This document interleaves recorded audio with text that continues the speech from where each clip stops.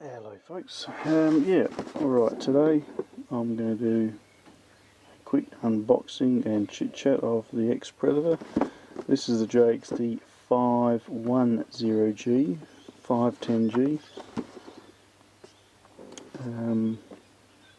as opposed to the 509G, which was its previous model.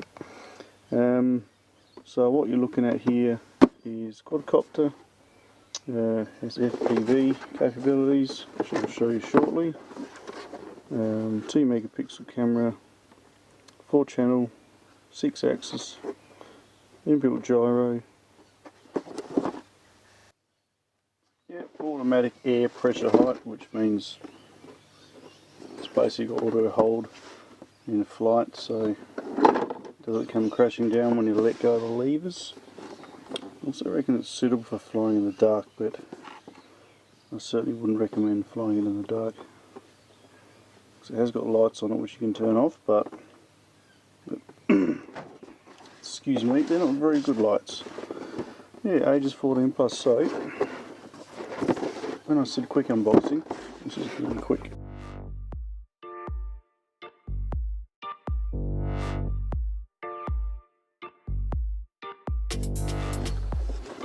Show you how quick it's going to be.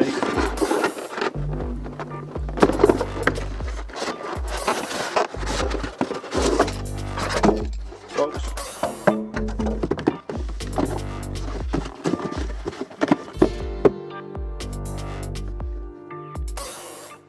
Quick.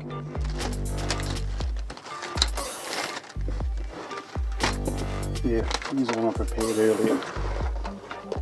So, in your box you get your controller, your FPV screen, which you need to attach yourself, which I've taken the liberty to do.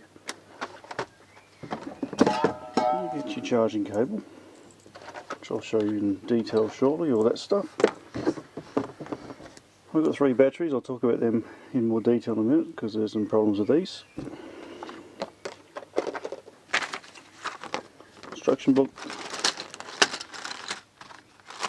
Little bag of spares and goodies, and of course the drone itself, Predator 510G. And I've taken the liberty of putting the prop guards on already, so I don't bore you. You don't need to look at them packaged up, they're just sitting in the box.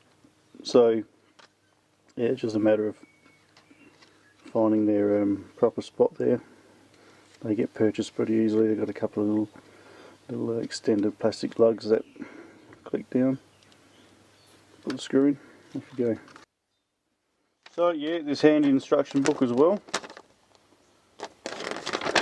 which is half Chinese because it comes from China, which is no big surprise to you guys, I imagine. It's got little pictures here. Sketch map of notebook computer. I'm glad they told us that. I was wondering what that was. Okay, you want to worry about when you unbox yours. Get rid of that. Here's the level correction on the remote. I pull them both to the centre and down, and emergency stop, which is outward and down. They're pretty important, those 2 thingies. So you've got your charger here, as I explained, which plugs, this one here plugs into the side of your FPV screen, and just by the on-off switch. And then it plugs obviously straight into your computer, or in my case just a Samsung USB charger. Put that aside. I don't think I showed you what's in here. So you get 4 spare props should you happen to smack yours up.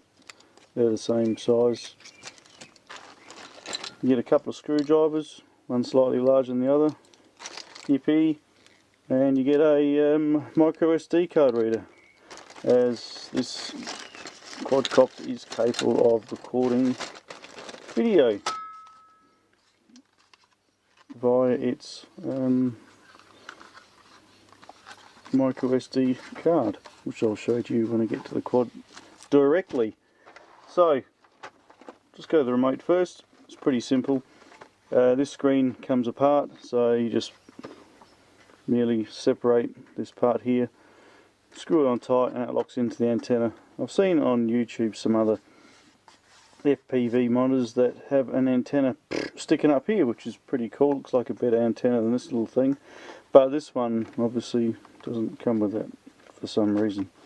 Don't know why. So anyway, sorry, that's my phone popping. There's the screen, so that just pops up like that. Protective film on it, also doubles up as a sunshade, so we'll flick them on and you'll get the blue screen of death there, which is standard when it's not hooked up to your drone. A couple of little icons on top here, which your antenna strength, battery strength, and also tells your SD card storage capabilities, which is pretty cool. I'll get to that in a tick as well. So getting back to the remote,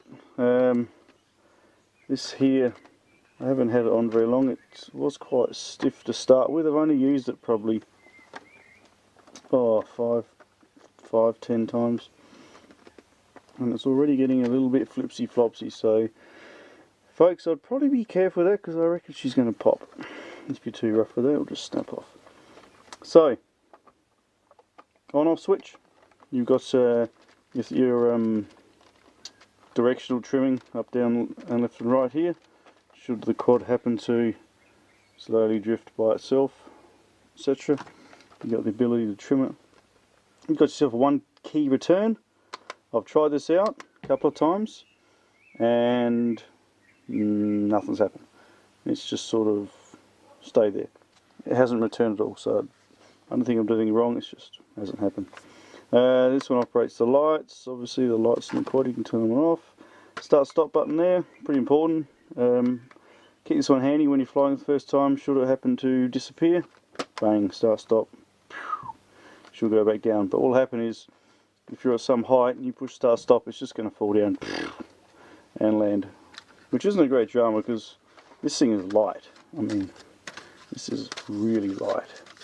If you think it looks a little bit flimsy, yeah, that's the reason for that, because it is flimsy.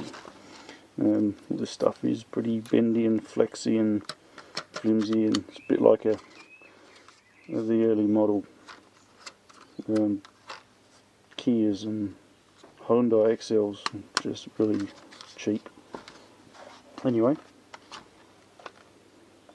back to our buttons. Headless mode, so whichever way she's facing, your controls will do left, left, right, right. You guys probably know that. Photo, yep, take a photo. And video, yes, take a video. So I'll test these out today, stick them on the screen about now, should be up here for video,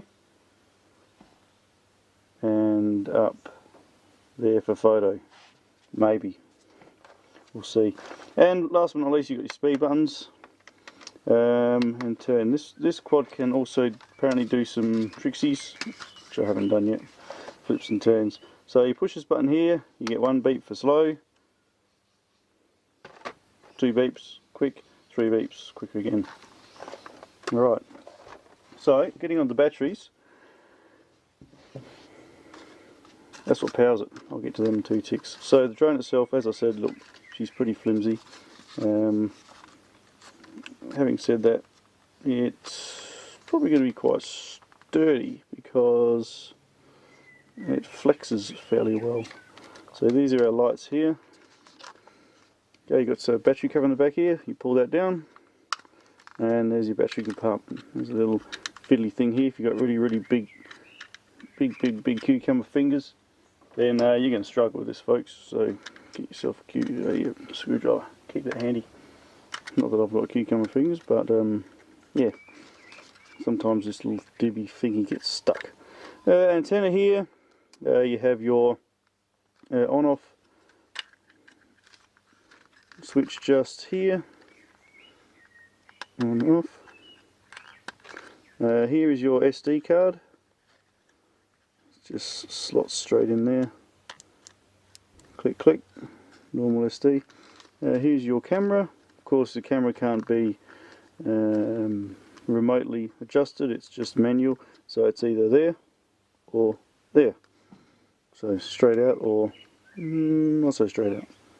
And that's the only level adjustment you have with this unit. So yeah, a little bit of colour work on top. It looks pretty cool, looks pretty funky. Retails for about $160. Next to my other little one here, bang for your buck, my JJRC, which I've reviewed. Still getting used to, having lots of fun with. Bang for your buck, 40 bucks, 150, 40, 150. After flying this, I don't mind this. I actually think the JJRC is an easier unit to fly. Flight time is actually a bit longer than the Predator, than the 510, and this thing's robust. This thing cops a beating, and it's also got a little camera which you can adjust straight down and straight across. So she's got a 9-degree flex on her, which is pretty cool. And this thing's copped a beating, as I said, and has not broken yet. And yeah, I'm really impressed with this unit. Anyway, check out my other reviews. You'll see some info on that drone there. Getting back to the 510. Now the batteries. Here we go. I am in a bit of dispute with the where I purchased this drone from. I purchased 3 batteries. The other one's been chucked out because it's completely useless. One's a 700 milliamp hours and one's a 600. Now it's meant to come with a 600, which works okay. The 700, which I would assume would work better, is rubbish. Yeah, so the 700 mAh battery is crap. Floats about a foot off the ground and hardly moves. It just dies, lasts for about a minute. Rubbish.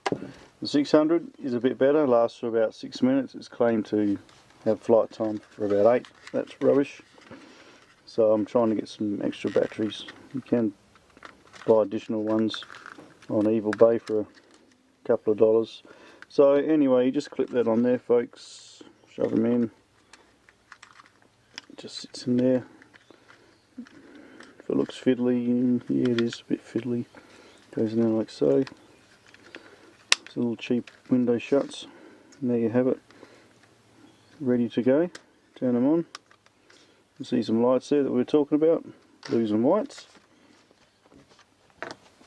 Turn on our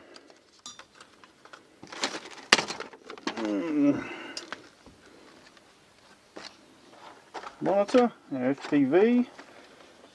So what we need to do to link it, all the way up with the left and all the way back till it makes that beep, and turn our monitor on.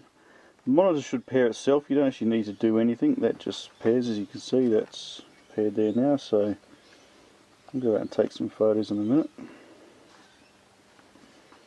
So on the top of the screen here, you can see some displays. It's got your signal strength, battery power. So I'll just give the screen a bit of power there. Alright, so as I said before, I ran out of batteries on my camera.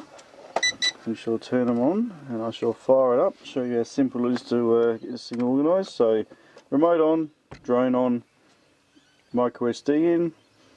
Our little screen's popped up there, so camera's working well.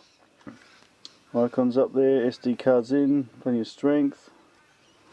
5.8 gig apparently, the transmission images, so we'll see how that works shortly. So to stabilise, level correct this, you pull them both in. First of all, we'll push up and down, which connects them both. So we're now connected. So we shall, I'll just turn it side down so you can see the lights. So when you level correct it, the lights will flicker fast, and then real fast, and then stop flickering. So you have now level corrected. Of course the drone was upside down, so I'll level correct now properly with the drone up the right way. Flicker, flicker, flicker. Okay, there we go. We're all set. So all we do now is push the start button and the props will start up like so. And that's all you need to do, sit there and she'll just turn away without doing anything until you start to go up. So The response of the throttle isn't too bad.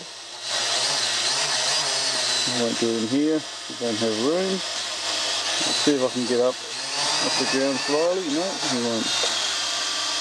So that's a criticism of mine. The gyro in this, you can see the gyro working. It's quite accurate. It's quite an accurate gyro. And now it's just, for some reason, it's decided to take off without me doing anything. So we'll do the emergency stop. And just go.